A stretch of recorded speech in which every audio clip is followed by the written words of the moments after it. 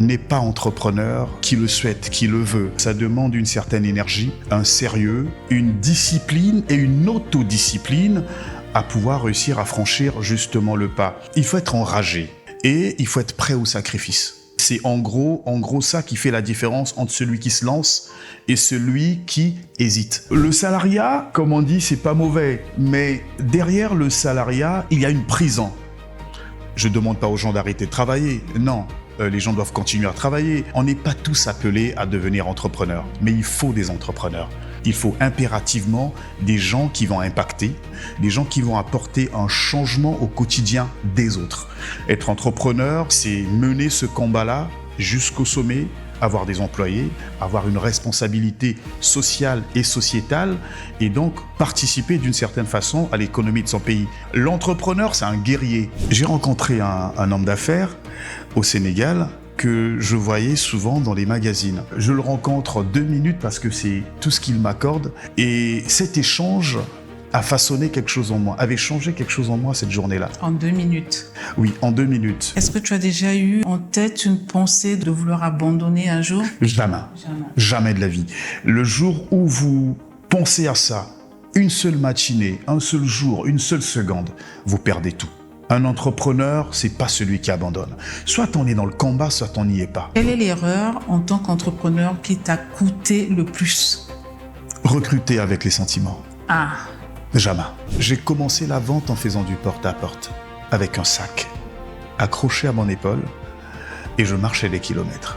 Et donc, cette expérience du porte-à-porte, et quand je vois des commerciaux qui ont peur de faire du porte-à-porte, qui ne comprennent pas, qui ne savent pas ce que c'est que le porte-à-porte, vous arrivez, vous sonnez, vous frappez, on ouvre la porte et vous calez le pied. Et tu sais pas qui a inventé cette technique? Non. Les témoins de Jéhovah.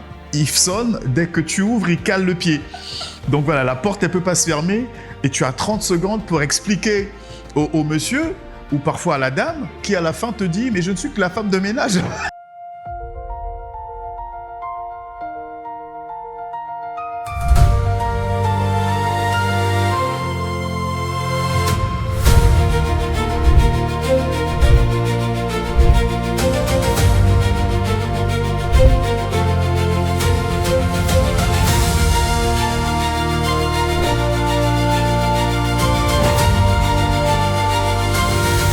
Bienvenue dans Identité et Impact, le podcast qui révèle les parcours, les convictions et les décisions qui transforment des vies.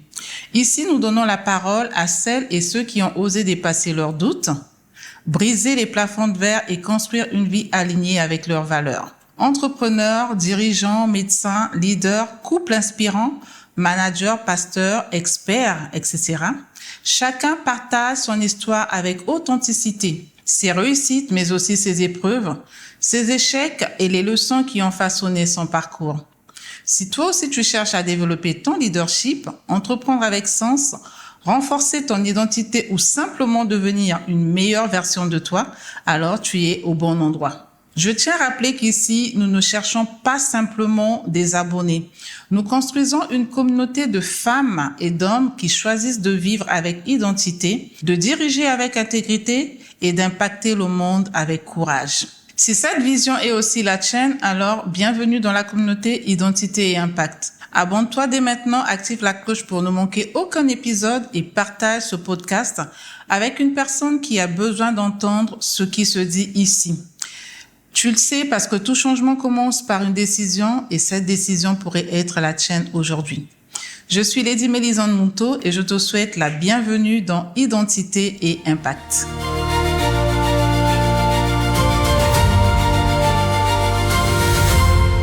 Aujourd'hui, j'ai le plaisir de recevoir un entrepreneur dont le parcours démontre qu'il n'existe pas de chemin unique vers la réussite. Notre invité a quitté le Congo à 17 ans seulement pour poursuivre ses études au Sénégal. De la faculté de droit au journalisme, puis au marketing et à la communication, il a construit un parcours riche, marqué par des expériences dans les médias, la publicité, l'automobile et les équipements industriels. Après avoir occupé des postes à responsabilité au sein de grandes entreprises internationales comme CFAO, Tractafic ou encore Sada Motors, il fait le choix courageux de l'entrepreneuriat. Il crée une première entreprise, traverse une séparation entre associés, rebondit puis fonde en 2026 FlexPart Industries, une entreprise spécialisée dans les solutions industrielles de filtration, de maintenance et de fabrication de flexibles hydrauliques. Son histoire est celle d'un homme qui a appris à transformer des obstacles en opportunités, les échecs en apprentissage et les transitions en nouveaux départs. Aujourd'hui, nous allons parler d'entrepreneuriat sans filtre, de vision, de courage, de leadership, de résilience, mais aussi des réalités que beaucoup ignorent lorsqu'ils décident de créer une entreprise. Merci d'accueillir avec moi André Pascal Koukissa. Bonjour Pascal. Bonjour Mélissandre. Comment vas-tu? Très bien, merci. Belle biographie. Alors, est-ce que tu peux me dire qui est l'homme derrière toutes ces casquettes et qui tient debout aujourd'hui malgré toutes ces vallées que tu as traversées? Très compliqué. C'est l'histoire d'une vie, c'est l'histoire d'un combat. Et derrière tout ça, un maître mot, résilience. Très important parce que sans elle, on ne perçoit pas. Sans elle, on manque de discernement parfois. Et donc, c'est souvent difficile aussi de parler de soi, mais je peux tout simplement dire que l'homme derrière, c'est plutôt le résultat d'une éducation. L'éducation de parents attentifs, attentionnés, qui ont forgé le caractère que j'ai sans doute aujourd'hui. Voilà. Quitter son pays à 17 ans change profondément une personne. Quelle a été la plus grande leçon ou le plus grand enseignement de cette expérience? On était dans une situation assez difficile. On sortait des événements de 97 et mes parents jugeaient à cette époque qu'il fallait déjà, dès le lycée, avoir de très bonnes bases. Et l'UNESCO, à cette époque, jugeait très mal l'éducation congolaise, qui justement sortait des événements de 97 que nous connaissons tous. Et donc c'est là que mes parents décident que j'aille terminer mon lycée au Sénégal. La grande leçon à retenir de tout ça, c'est à la fois de la curiosité et aussi l'humilité. Voilà, j'ai appris étant jeune, et à travers le Sénégal, à travers la découverte de ce pays qui est merveilleux, qui est magnifique, l'humilité et la simplicité de la vie, qu'avec des choses simples, on peut arriver à faire des grandes choses et à se procurer le bonheur. Tu as exploré plusieurs domaines avant de devenir entrepreneur. Tu es de formation journaliste. Pourquoi ne pas avoir continué dans ce domaine-là du journalisme? Je pense que la vie est souvent faite de rencontres extraordinaires. Et parfois, on dit que c'est le hasard, mais dit-on aussi que le hasard n'existe pas. Je suis passionné de journaliste parce que c'est un métier que... Peut-être que je ne sais pas si je pourrais refaire ce métier, mais je reste très attentif à ce qui se passe dans les médias. Et c'est une rencontre avec un monsieur qui a tout changé en fait. J'étais encore stagiaire en radio et j'ai fait cette rencontre-là de cette personne qui m'a regardé et qui a dit « Jeune homme, est-ce que vous pouvez vendre des magazines ?» Voilà la question qu'il m'a posée. Est-ce que vous pouvez vendre des magazines? Et là, vous vous dites à ce moment-là, je sors de la fac, vendre des magazines, être commercial, ouais, c'est le mot qui me dit, être commercial. Je lui dis, qu'est-ce que c'est? Et là, il me dit, c'est vendre des magazines. Je dis, je ne sais pas ce que c'est. Moi, je suis journaliste. Il dit, oui, vous êtes journaliste. Mais ce que je vois derrière le journaliste, je vois un grand vendeur. Il n'avait pas tort. Je pense qu'il n'avait pas tort. Et il m'a dit, écoutez, voici ma carte, passez me voir tel jour à telle heure. Et voilà comment tout a changé. Tout a basculé et voilà. Alors, à quel moment tu as compris qu'il était temps pour toi de switcher du salariat à l'entrepreneuriat? Il y a eu beaucoup d'étapes et je pense que le déclic, je l'ai eu en rencontrant quelqu'un. 2 minutes. J'ai rencontré un homme d'affaires au Sénégal que je voyais souvent dans les magazines. En journaliste, forcément, je lisais beaucoup à cette époque-là, les magazines surtout, les magazines internationaux. Et je rencontre ce monsieur dans un grand hôtel de la place à Dakar. Et ce monsieur C'est le fondateur et patron de la marque Ernest. Ancien boxeur, ancien enfant des cités, en France, en région parisienne. Je le rencontre 2 minutes parce que c'est tout ce qu'il m'accorde. Et cet échange a façonné quelque chose en moi, avait changé quelque chose en moi cette journée-là. En 2 minutes. Oui, en 2 minutes. Il avait ce regard, il avait ce charisme et cette assurance que je n'avais jamais encore vue. Et je rentre à la maison ce soir-là. Je ne sais pas pourquoi j'étais là d'ailleurs. Je pense que ça devait être pour une visite estudiantine ou une enquête. Et j'en parle à mon petit frère et je lui dis « On ne peut plus faire les choses comme on les fait aujourd'hui. Je pense qu'il y a quelque chose à faire et qu'on peut peut-être faire des affaires un jour. » Et il me dit « Arrête de rêver. C'est pas possible. » Et le déclic s'est fait comme ça. Oui, le déclic s'est fait comme ça. Et 1 an après, j'étais dans une chambre, ma chambre d'étudiant, et je dis à mon compagnon de chambre, je pense qu'il faut qu'on crée un journal. Il me dit, ouais, mais créer un journal, comment ça? Je lui dis, on va créer un journal, il n'y a pas de journal sur le campus. On va créer le Monde étudiant. Et on a créé le Monde étudiant. Je pense que c'était là ma première expérience d'entrepreneur. Et on a créé le Monde étudiant. On s'est battu et on a publié peut-être à 3 ou 4 reprises. Allez, on va dire qu'on s'amusait un tout petit peu. Mais dans le fond, il y avait justement cette rage de faire quelque chose. Voilà. C'est très intéressant ça. Alors, beaucoup rêvent d'entreprendre, mais peu osent franchir le pas. À ton avis, qu'est-ce qui peut faire la différence? Qu'est-ce qui, toi, t'a poussé à comprendre? Parce que tu as parlé de 2 minutes avec une personne impactante. Qu'est-ce qui t'a permis de comprendre et de prendre conscience que tu pouvais faire des choses au-delà de ce que tu as eu à acquérir comme formation à l'école, bien que ça continue à t'accompagner jusqu'aujourd'hui, hein? Oui, ça continue à m'accompagner, mais je pense qu'au-delà de l'impact qu'on peut avoir des personnes ou de l'inspiration qu'on peut avoir ça et là de l'environnement dans lequel on vit, il y a quelque chose au fond de nous quand même. C'est clair, n'est pas entrepreneur qui le souhaite, qui le veut. Ça demande une certaine énergie, un sérieux, une discipline et une autodiscipline à pouvoir réussir à franchir justement le pas. Il faut être enragé. Il faut de la force en soi pour justement dire « j'y vais ». Mais ce qui freine souvent bon nombre de personnes, c'est la peur. La peur de l'échec, la peur de la non-réussite, la peur de ce que l'autre va dire. Donc, il faut être prêt, il faut être décomplexé.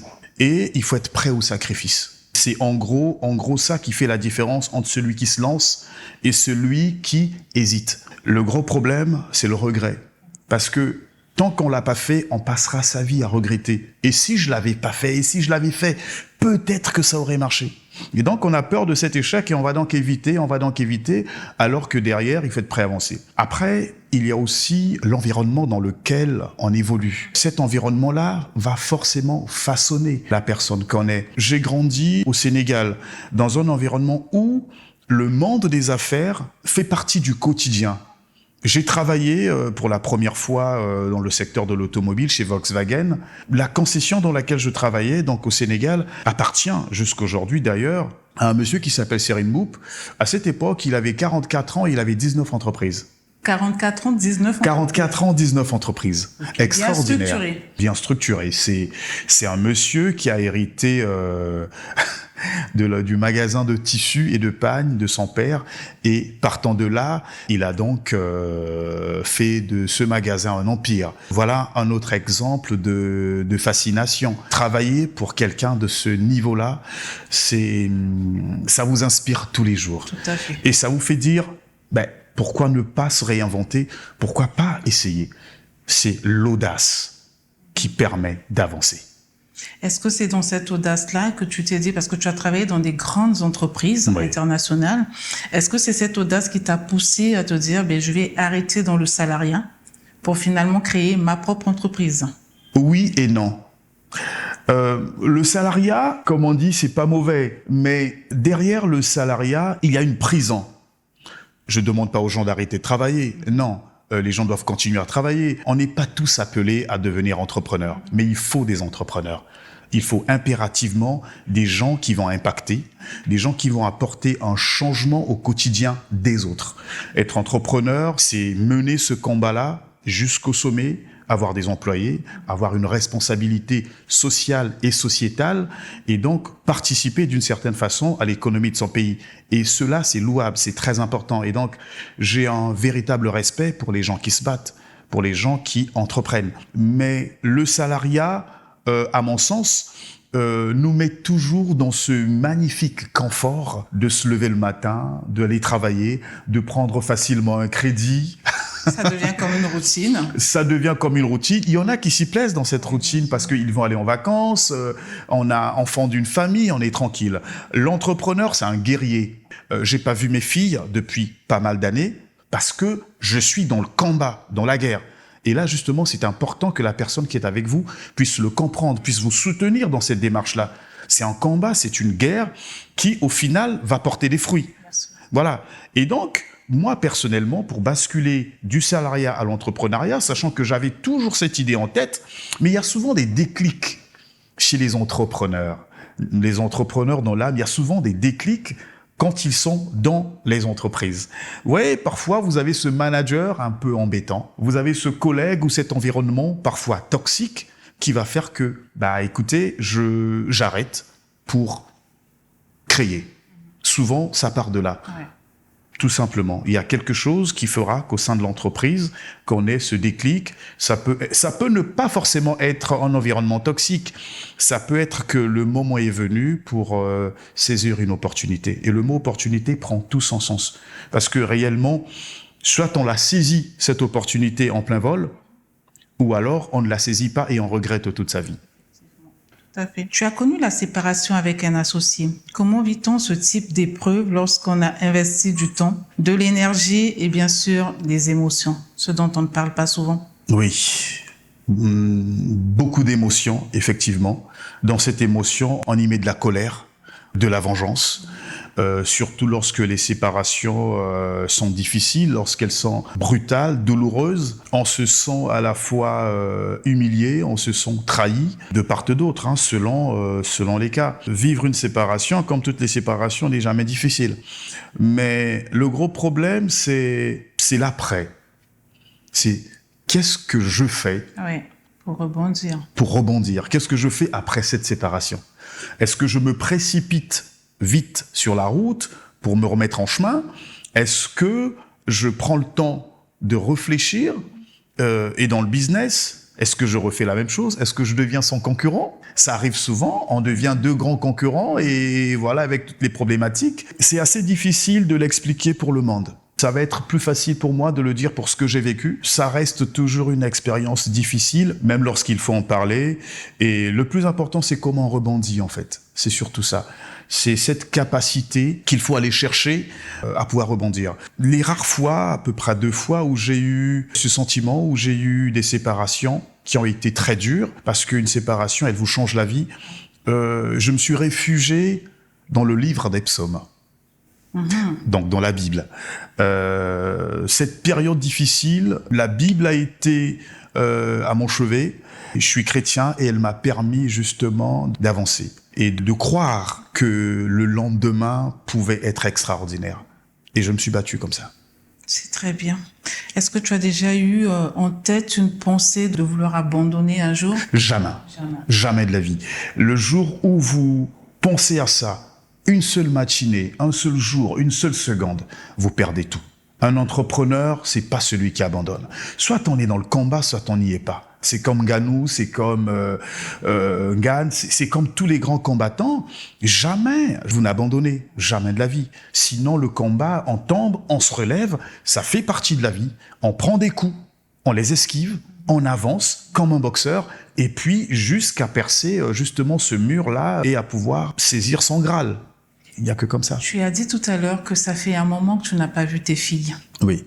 Est-ce que ça fait partie du pourquoi est-ce que tu ne veux pas arrêter le combat, même quand tu sens que le combat est rude? Très bonne question. Non, il y a des circonstances administratives et sociales qui font qu'aujourd'hui, je les vois pas pour le moment. Bon, la technologie permet de les voir tout le temps, mais ce que je veux dire, c'est que, allez, oui et non en même temps, oui et non. C'est dur de dire à une enfant de 11 ans que cet été, on se verra pas. Il va falloir que tu attendes décembre ou que tu attendes la rentrée. Ou alors d'arriver en septembre à la rentrée, papa t'es pas là, je croyais que tu m'aurais accompagné en classe. C'est dur de faire comprendre à cet enfant-là que c'est pas le moment. Pourquoi ? Parce que papa n'a pas eu le temps, parce que papa est resté travailler. Oui, ça reste des moments difficiles, mais ces moments-là ne doivent pas permettre au sentiment d'abandon de s'installer. Non, il faut pas, faut se battre. Il faut se battre, effectivement. Alors, en tant qu'entrepreneur, on va rester dans le domaine de l'entrepreneuriat. L'erreur est humaine. Oui.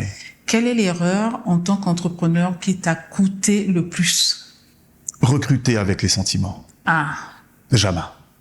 Il faut se donner à la fois cette discipline et cette démarche de recruter objectivement et d'exiger. D'abord de s'exiger à soi-même des choses. Ça permet d'être droit, ça permet de mettre une certaine règle, ça permet aussi de mieux juger objectivement les candidats parce que on ne construit pas seul, Mélissandre, on construit avec toute une équipe et réussir son entreprise, c'est bâtir un tissu humain interne fort, puissant. Des gens qui épousent votre idée, des gens qui épousent ta vision de l'entreprise et du produit, s'il s'agit d'un produit ou d'un service à mettre sur le marché. Mais tu rates ton casting, tu coules. Et moi, j'en ai fait les frais de recruter avec sentiment. Et donc ça, c'est la pire erreur. La pire erreur, c'est de recruter avec sentiment. Alors, tu as eu à subir une séparation avec un associé. Quel est le conseil que tu pourrais donner à une personne qui nous suit, qui veut peut-être s'associer à quelqu'un d'autre? Comment est-ce qu'il peut choisir le bon associé? Ça reste toujours un exercice difficile. Mais je crois que les associés doivent avoir une histoire. Ils doivent avoir forcément quelque chose en commun. Vous ne pouvez pas être associé si vous n'avez pas les mêmes goûts, si vous ne partagez pas les mêmes passions. Et donc, au futur entrepreneur ou au futur associé, il faut qu'il y ait une passion dans les yeux. Il faut que, voilà, c'est comme ce couple-là qui va se marier ou qui va se mettre ensemble. Il faut qu'il y ait quelque chose. Il faut qu'il y ait une histoire, un partage d'une sorte de substance. Et à partir de là, ça se fait naturellement. Écoutez, je suis agriculteur, je produis de la pomme de terre, mais je suis passionné de toute l'histoire de la pomme de terre, de tout ce qu'on peut en faire, de tout ce qu'on peut en mettre. Écoute, je suis pas vraiment passionné d'agriculture, mais j'adore la pomme de terre et je suis prêt à aider pour la transformer. Et donc, on se met ensemble parce qu'on va fabriquer la frite. Et donc là, on a quelque chose en commun qui est la pomme de terre, autour de laquelle on va devoir trouver toutes les solutions, réfléchir. Et il faut justement cette intercondition, cette symbiose. C'est ça qui fait qu'à la fin, on a quelque chose d'impactant à 2, à 3 ou à 4. D'ailleurs, je me suis remis en association avec quelqu'un, donc avec qui on partage énormément de valeurs, énormément de choses, surtout les valeurs de respect, de sérieux, les valeurs humaines, tout simplement. Sans valeurs, on n'avance pas. Voilà. Alors, tu as redémarré une nouvelle activité. C'est dans cette activité que tu t'es associé encore avec quelqu'un? Oui, c'est dans cette activité. Est-ce que tu peux nous parler de cette entreprise-là? Qu'est-ce qu'elle fait? On veut en savoir un peu plus. Alors, Flex Part Industrie, comme son nom l'indique, Flex pour flexible, Part pour pièces détachées, et puis Industrie pour le secteur industriel et de l'équipement surtout. FPI, en sigle, c'est des solutions de filtration, aussi bien industrielles que dans le transport, que dans tous les autres secteurs d'activité où il y a un moteur, nous intervenons en matière de filtration. Flex Part Industrie, c'est aussi des solutions de pièces détachées pour les engins de manutention et le secteur agricole. Donc, les machines agricoles, les machines-outils, les tracteurs agricoles, nous fournissons des pièces détachées, des accessoires complets pour toutes ces machines-là. Voilà l'activité principale de FPI. Où est-ce qu'on trouve l'entreprise? Où est-ce qu'elle est située? L'entreprise est située ici à Pointe-Noire, sur l'avenue Mouevangula, dans la base Taxi Frégate. C'est là où l'entreprise est située, l'entrepôt, le magasin et puis les bureaux administratifs. D'accord, voilà. Très bien. Alors, Pascal, dis-moi, tu as je ne sais pas s'il faut dire ce don de commercialiser. Oui. Tu es un très bon vendeur, un très bon commercial. Merci. De nos jours, nous avons des difficultés en tant qu'entrepreneur et en tant qu'entreprise de trouver des bons commerciaux. On est confronté à cette difficulté. Nous, d'ailleurs, nous sommes confrontés à cette difficulté. Nous sommes en train de mettre en place une force de vente. Depuis 2 mois, nous peinons à trouver des candidats. Je pense que un bon vendeur ou des commerciaux, on va dire, compétents, ça part pas forcément de ce que nous avons appris à l'école. Nous avons un problème qui est aujourd'hui national, je pense, qui est un problème d'éducation. Ne confondons pas l'instruction et l'éducation, qui sont 2 aspects différents. L'éducation, c'est ce que nous allons apporter à nos jeunes en matière de savoir-être, de savoir-faire. C'est très important. Et souvent, justement, les jeunes aujourd'hui ou les candidats confondent la maison et l'entreprise. On a souvent tendance à ramener nos habitudes de la maison en entreprise. Et souvent, malheureusement, bon nombre de personnes, bon nombre de candidats ne sont pas outillés. Il y a aussi un problème de formation. Nous avons des écoles de formation, d'ailleurs, ça reste un gros travail à faire, qui, à mon avis, ne mettent pas assez l'accent sur les métiers du commerce, ce qui, malheureusement, est dommage, parce que tout tourne autour du commerce. Tout se vend. Même lorsqu'il s'agit d'un service, il faut un chargé d'affaires pour le vendre. Et je pense que les écoles de formation ici devraient davantage mettre l'accent de ce côté-là. Et ça reste un véritable challenge. Un véritable challenge, c'est une compétence que tu as de façon naturelle. Est-ce que tu penserais un jour, je te lance un challenge, j'aimerais tellement que tu me dises oui, c'est possible, que je me permette de te poser la question, parce que je connais tes talents en tant que vendeur. Merci. Et Ouais. je voulais savoir, est-ce que tu as déjà pensé, vu la rareté que nous avons sur le marché dans ce domaine-là, est-ce que tu as déjà pensé faire des formations pour ce genre de profil, Ouais. bien des formations d'entreprise en tant que consultant, pour nous aider, nous et d'autres d'ailleurs qui cherchent aussi des compétences véritables en tant que commercial à trouver la perle rare que nous souhaitons avoir Ouais. dans nos équipes, parce que ça, c'est pas courant. Bon, tu me poses la question, Mélissandre, et mon associé, justement, me pose la même question depuis 3 ans. Dieu merci, je ne suis pas la seule, ça me rassure. Mon associé me pose la même question depuis 3 ans. Il me dit, mais qu'est-ce que tu attends? Qu'est-ce que tu attends? Qu'est-ce que tu attends? Pourquoi tu es celui qui nous demande d'avancer, d'oser, mais toi, tu n'oses pas de ce côté-là. J'y pense, mais pour le coup, j'ai du mal à franchir le pas. Et puis, je ne sais pas, Mélissandre, mais maintenant que tu en parles et que tu me lances à la fois ce challenge, je pense que la prochaine fois que je viendrai échanger avec toi dans Identité et Impact, je viendrai avec ce projet. Je te dirai peut-être que ça y est, je me suis lancé et on aura peut-être un centre de formation de ce côté-là. Aujourd'hui, nous sommes en train de travailler avec mon associé sur un centre de formation, mais pas commercial. On est déjà, parce qu'il a tellement insisté là-dessus, nous vendons des produits industriels qui parfois demandent à ce que les usagers ou l'utilisateur final soient quand même informés des nouvelles technologies dans ce domaine, même de la filtration ou des nouvelles pièces de rechange. Donc oui, nous sommes en train de mettre en place un centre de formation pour l'entreprise, pour former justement les techniciens, les mécaniciens dans ce domaine-là. Et donc ça va un peu emboîter le pas sur la partie éventuellement formation, comme tu le dis. Et oui, on va réfléchir. Donc, je prends l'engagement aujourd'hui chez toi. Témoin, hein. Je prends l'engagement justement de travailler sur un projet de véritable centre de formation en matière de business, en matière commerciale. La demande est grande. Je sais que la demande est grande. Ouais. Je sais que la demande est grande. On a besoin de 3 candidats et nous peinons, comme je te l'ai dit, nous peinons. Un chargé d'affaires en commercial ou même des stagiaires. Ouais. Difficile à trouver. Voilà. Ok, on espère qu'on pourra trouver avec ce que tu es en train de faire. Ouais. On pourra avoir l'insertion de cette formation Oui. dans ce que tu On va y fais. travailler. Alors aujourd'hui, si un jeune Congolais disposait d'une somme, on va dire par exemple de 500 000 francs CFA pour entreprendre, quel conseil lui donneras-tu? Je te l'ai dit au début, ce que j'avais appris au Sénégal, c'était la simplicité des choses, la simplicité des gens. Et cette humilité, elle est extraordinaire, à la limite, elle est sacrée. Et donc, j'ai 500 000 francs. Un jeune qui voudrait se lancer dans l'entrepreneuriat, c'est d'abord les choses les plus simples. C'est d'abord les choses qui permettent que je sois à ma place, que je sois à mon niveau. La maman qui vend des beignets, elle est entrepreneur d'une certaine façon. Elle a acheté de la farine, elle a acheté de l'huile, elle a acheté de la levure, elle a fait tourner d'une certaine façon un peu une petite économie, d'accord ? Elle va donc se mettre là dans les conditions parfois difficiles que nous connaissons dans notre pays, mais elle va vendre, elle va travailler et elle aura un résultat à la fin parce qu'elle a fait des beignets ou elle a fait autre chose. Et donc il faut commencer par les choses les plus simples. Ne cherchons pas à avoir des choses plus compliquées. Et le confort, il vient avec le temps. Et donc, il y a énormément de choses à faire.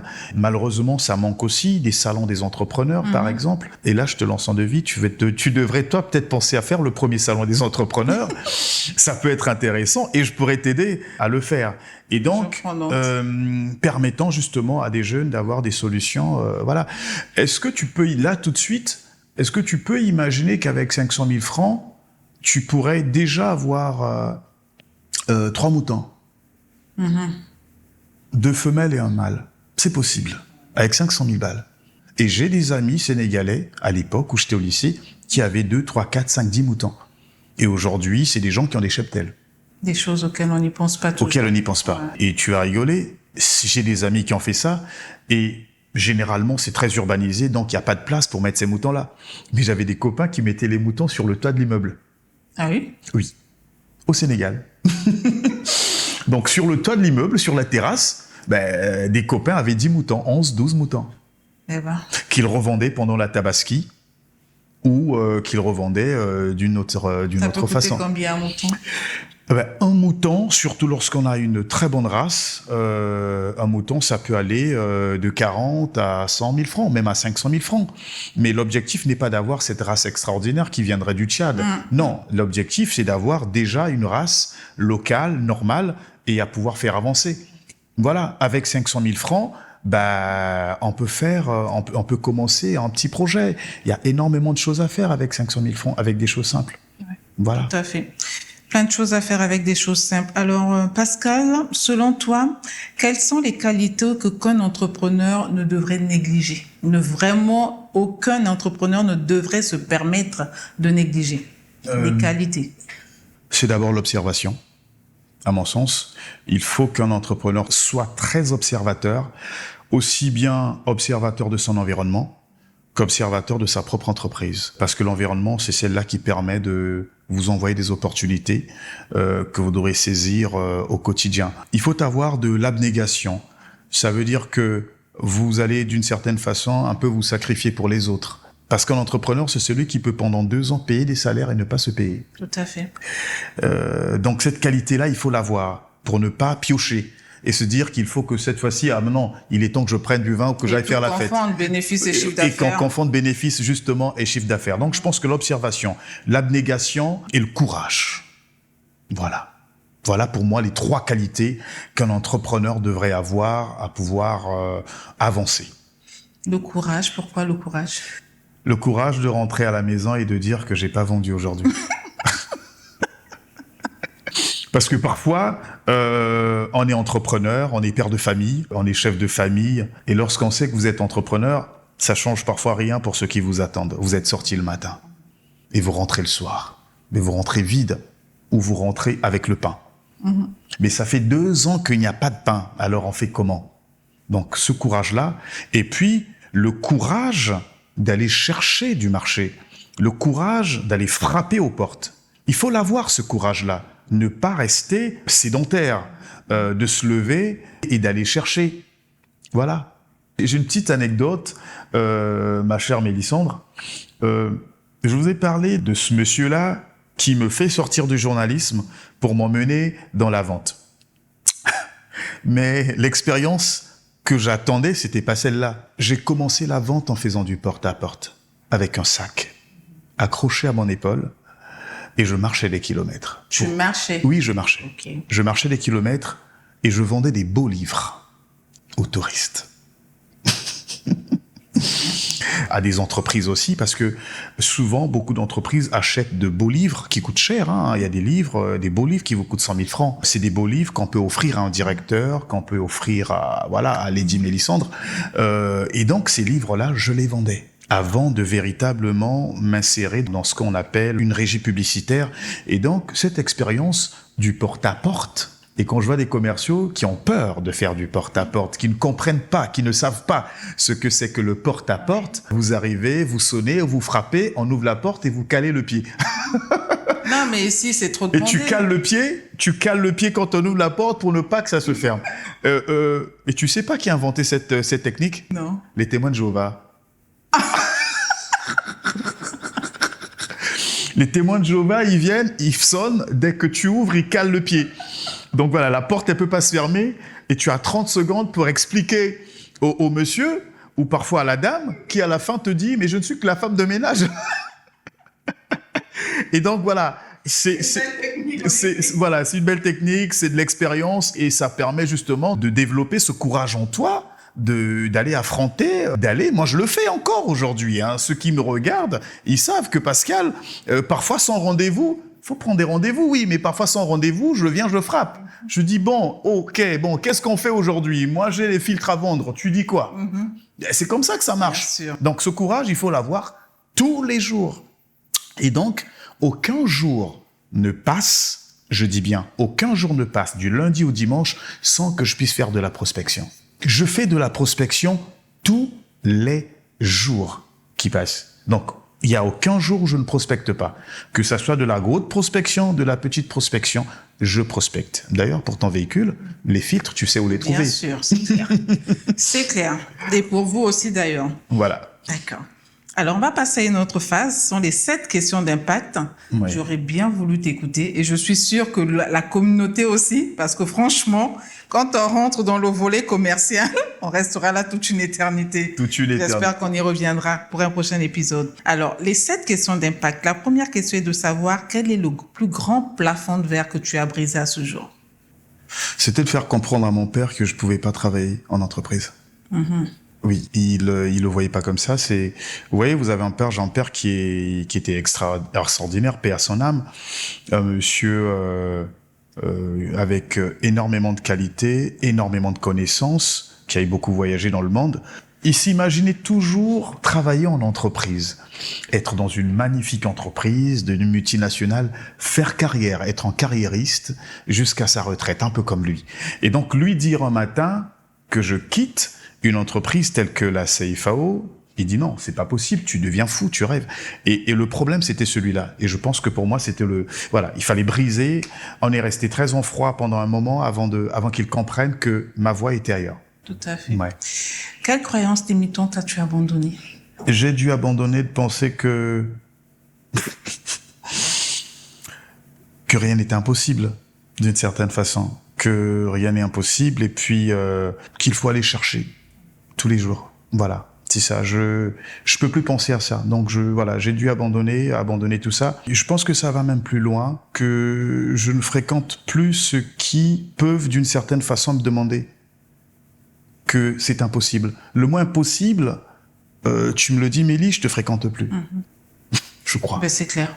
Je crois que voilà. Il faut se battre pour tout. Tout à fait. La vie nous enseigne tous les jours. Quelle est la plus grande leçon que la vie t'enseigne? L'humilité est une valeur aujourd'hui que je m'arrange. C'est parfois difficile, mais c'est une valeur que je m'arrange à avoir à mes côtés, à toujours y penser. Étant croyant, je l'associe régulièrement à la vie de Jésus et j'essaie de la transmettre à mes enfants. Voilà. Très bien ça. Si tu pouvais parler à ton toi de 20 ans, oui. lui dirais-tu? Pascal, arrête de faire la fête. Tu en as fait, hein? Ah oui, à 20 ans, vous êtes seul au Sénégal, sans parents, avec des copains déjantés, des fous. Vous êtes à la faculté de sciences juridiques et politiques. En face de la faculté de sciences juridiques et politiques, vous avez la faculté de médecine, qui était bizarrement remplie de beaucoup de femmes médecins. Et donc, on s'amusait à aller embêter les collègues médecins de la fac. Voilà. Donc, et puis, on était jeunes, donc on prenait le café et puis on traînait. Voilà. Vécu des expériences. Exactement. Quel est le livre qui a changé ta vie? Je pense à un livre que j'ai toujours, qu'un ami m'a offert, que j'ai d'ailleurs offert après à mon père. Et au décès de mon père, j'ai récupéré le livre. Par héritage, hein. J'ai récupéré toute sa bibliothèque. C'est L'ignorance. L'ignorance. Oui. Ah oui, non, je connais pas. C'est de qui? L'ignorance de Milan Kundera. Ok. Milan Kundera, un magnifique écrivain, Seconde Guerre mondiale jusqu'après.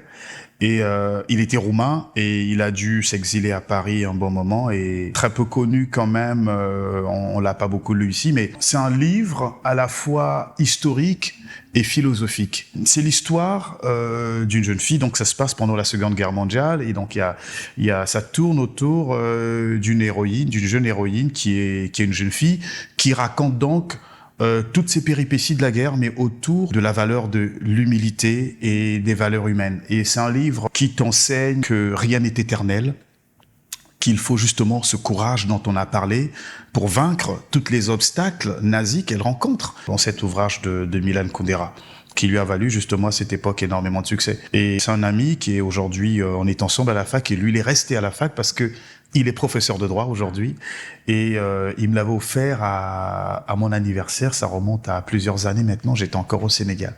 Et le livre, je l'ai toujours. Voilà. Ok. Tu es un véritable chrétien connecté à la parole de Dieu. Ouais. Tu as parlé des psaumes tout à l'heure.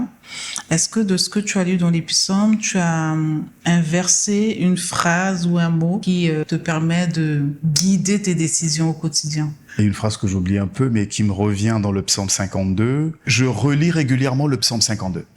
Voilà, c'est un psaume que je connaissais pas avant. Il y a à la fois qui est, on va dire, un guide, le Père Aka, qui me dit ouais, vas-y, lis le psaume 52.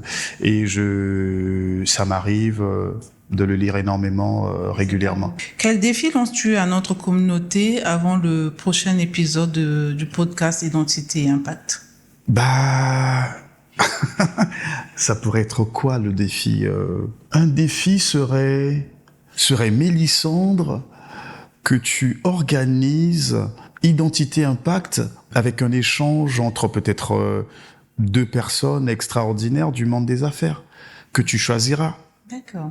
Et si je suis choisi, je serais honoré d'être là, de partager ce magnifique plateau avec quelqu'un pour échanger. Très bien, Pascal, voilà. Tu me lances un défi, donc tu feras partie de ce défi. Pour échanger sur un magnifique thème et les personnes, il y en a. Bien sûr, avec plaisir. Les personnes, il y en a. Des hommes d'affaires extraordinaires au Congo, il y en a. Dans notre magnifique ville, il y en a. Tout à fait. Ouais. C'est un très bon défi, ça. Voilà. On va faire ça. Ok, mais donc on arrive à la conclusion de notre podcast. Alors Pascal, nous avons un mur d'impact ici. Oui. Sur ce mur d'impact, nous voulons que tu laisses ta trace, que nous sachions que Pascal est passé le 16 juillet nous parler de ses expériences, de son parcours, de toutes ces casquettes qu'il a et que ça nous impacte toujours. Qu'est-ce que ce sera ? Je te laisse nous l'écrire et après, on le mettra sur le mur de l'impact. Bon, ouais. Une phrase, un mot, quelque chose que tu voudrais laisser?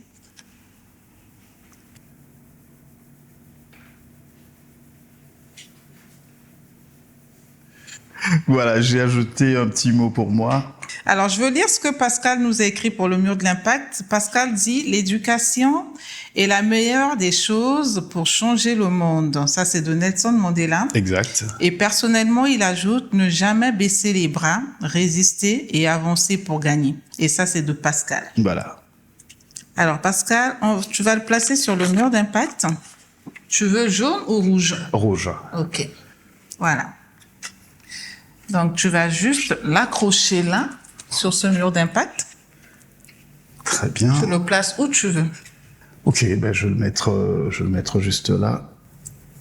Voilà. Alors, Pascal, quel sera le mot de la fin pour cet épisode? Le mot de la fin va plutôt aller à ton égard, toi, Mélissandre. Tu sais comment on s'est rencontrés? Non, je sais plus. Je suis venu te vendre une voiture. C'est vrai, quand je suis venu à Saïfao. C'est vrai. Je suis venu, j'ai frappé à la porte et on m'a dit que ouais, mais Monsieur Mouton n'est pas là. Je dis oui, mais j'aimerais quand même voir quelqu'un. Et tu m'as vendu la voiture. Hein. Et je suis venu te voir, on a échangé, on a discuté et je t'ai vendu là. C'est vrai. Et c'était même pas dans mes projets. Ouais, c'était pas dans tes projets. Je t'ai vendu la voiture, je suis venu te prendre. Le lendemain, je t'ai emmené à la banque pour que tu signes ton engagement. Et t'étais livré 2 semaines après. C'est vrai, oui. Bon, voilà. Vrai. Et donc, j'aimerais saluer ton parcours, saluer la personne que tu es, ce que tu fais et que tu n'as pas cessé de faire, parce que j'ai envie de dire, tu m'inspires à ne pas baisser les bras. Tu m'inspires à toujours avancer. Et même lorsqu'on a fait des mois sans se voir, et quand je te vois, il y a ce progrès-là, il y a cette lueur en toi qui dit « j'avance ». Et ça, c'est extraordinaire. Et donc, pour moi, t'es un impact. Voilà. C'est touchant. Merci beaucoup. Je t'en prie. Ce genre de mots, je veux dire, surtout quand c'est authentique, c'est dit d'une personne qui est proche, qu'on connaît et qui, d'ailleurs, est un modèle. Parce que pour moi, Pascal, tu es un véritable modèle. Merci. Tu es un vrai repère et je vais pas arrêter de t'enquiquiner pour ces formations de commerciaux parce que moi-même, j'en ai besoin aussi pour me performer. Je te remercie d'avoir partagé avec nous toutes ces connaissances, d'avoir pris de ton temps. Parce que j'imagine que avec ta nouvelle entreprise, ce n'est pas évident. C'est pas évident, mais ça va. Et donc, je salue ce que tu fais et simplement, on va dire rendez-vous au sommet et puis rendez-vous au sommet. à nous le succès. À nous le succès. Merci. Merci.